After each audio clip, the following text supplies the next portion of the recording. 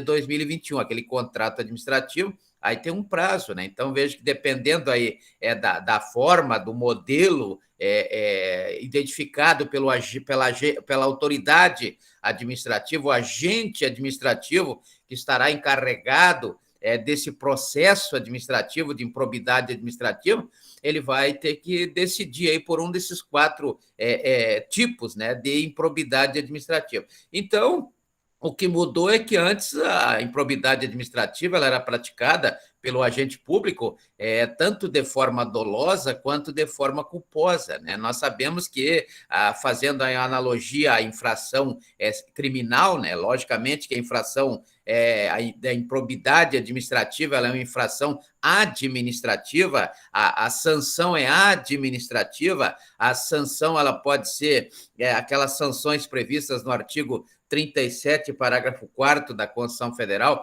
ou do artigo 12 da Lei 8.429 de 92, mas a diferença trazida aí por essa lei 14.230 de 2021, que é o resultado exatamente do projeto de lei 2.505, né, de 2021, que agora não existe mais a forma culposa, né? Como eu dizia, em analogia à infração criminal, lá no artigo 18, inciso 3º do Código Penal, artigo 18, inciso 1º, inciso 3º, né, prevê que só haverá culposa ou forma culposa de execução de um determinado crime quando houver previsão na pena cominada, ou seja, na forma cominada, aquela forma prevista na lei. Se não tiver nada na lei, ou é doloso ou não é nada, ou é doloso ou não é nada. E agora, a improbidade administrativa, que antes poderia ser julgada de forma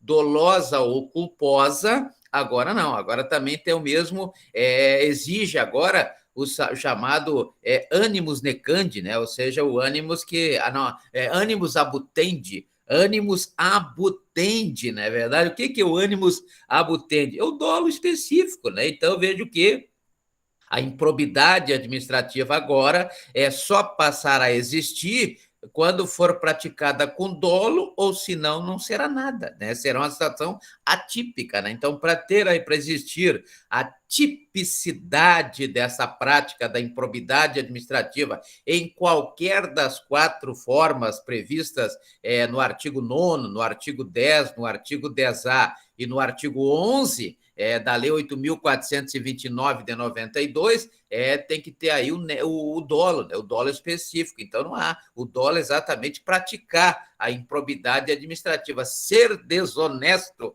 não é verdade? Então, vejo que existe aí essa possibilidade agora somente se for praticado com dolo. Então, não tem mais a improbidade administrativa culposa, né? Não existe mais a forma de improbidade administrativa culposa. Então, essa é a principal alteração que sofrerão aí os processos por processos administrativos, é sempre bom que se diga, porque o devido processo legal administrativo, conforme prevê o artigo 5º, inciso 54 da Constituição Federal, né, o devido processo administrativo, ele, logicamente, que traz aí no seu bojo a necessidade do direito de defesa daquele que está sendo acusado de improbidade administrativa, conforme se vê lá no artigo 5º, inciso 55 da Constituição Federal, quando em qualquer processo, seja ele administrativo,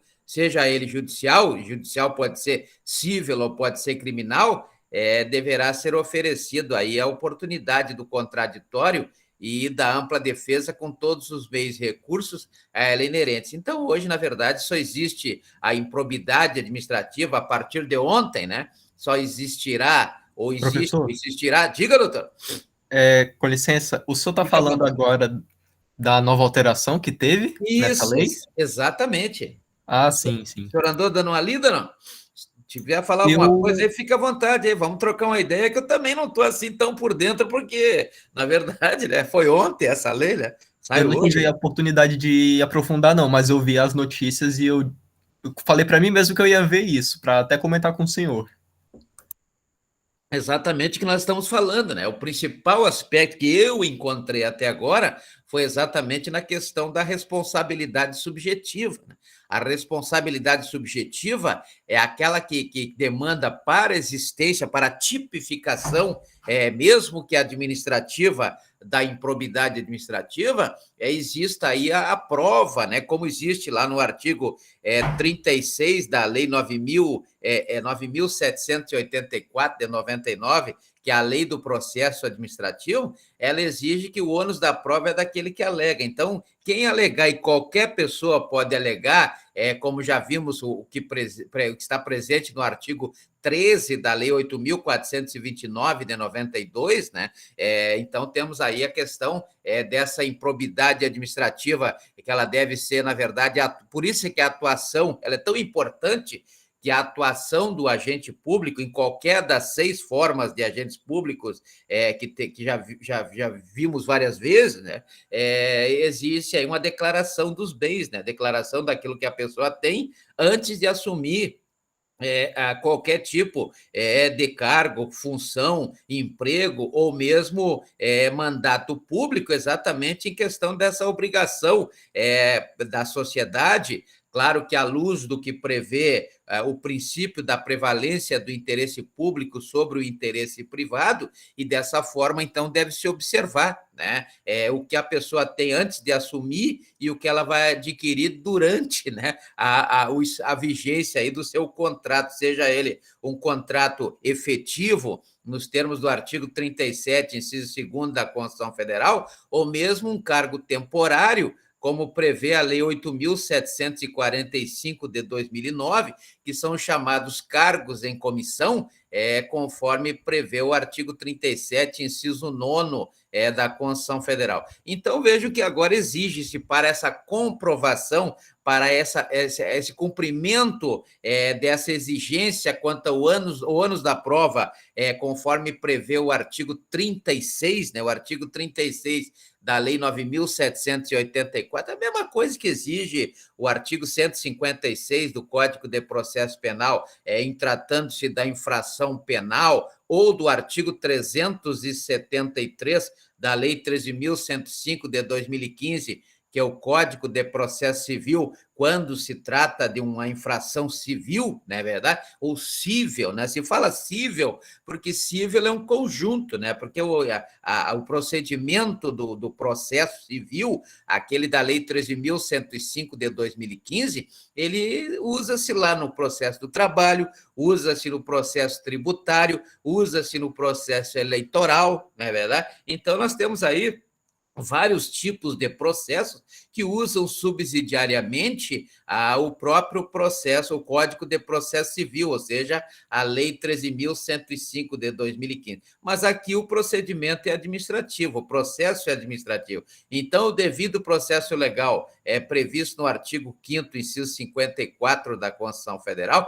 observado o direito de defesa lá do artigo 5º, inciso 55 da Constituição Federal, é um procedimento administrativo, e a grande diferença que eu quero deixar claro é exatamente isso, né? Quem decide no processo administrativo não é o juiz, quem decide é uma autoridade administrativa. Então, quem decide a respeito da improbidade administrativa é uma autoridade administrativa. Lá no Poder Judiciário, no cível, quem decide é o juiz, e no criminal também quem decide é um juiz. Mas aqui na esfera administrativa nós não temos essa figura do juiz, né? Então, quem decide é uma autoridade administrativa. Então, vejam que essa alteração ela trouxe exatamente a alteração propriamente dita, ela se deu no campo das provas, né? No campo probatório, aonde hoje, para se condenar alguém administrativamente a uma improbidade administrativa, a prova que vai se colocar lá na balancinha é exatamente a prova do dolo, já que não existe mais a exigência que o ônus da prova seja no sentido do crime doloso, ou seja, quando o agente público ele comete a improbidade administrativa, ou seja por negligência, seja por imprudência, ou seja por imperícia, já não existe mais. Agora só será condenado administrativamente naquelas sanções previstas no artigo 37, parágrafo